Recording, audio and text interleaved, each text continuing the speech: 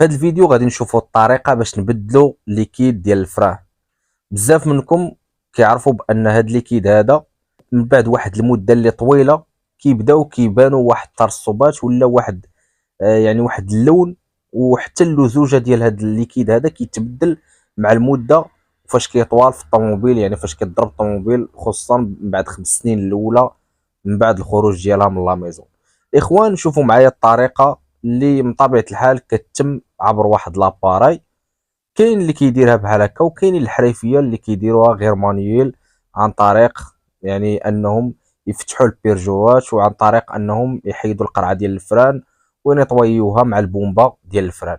الاراء ديالكم الاخوان كتهمني، خليو لي الاراء ديالكم في الكومونتيرات لتحت. وكسؤال على هذه الحلقه بغيت الاراء ديالكم في الكومونتيرات عليه. في نظركم الاخوان واش الكونستريكتور كيعطي واحد المده معينه لهاد الزيت هادي باش تبدل ولا لا؟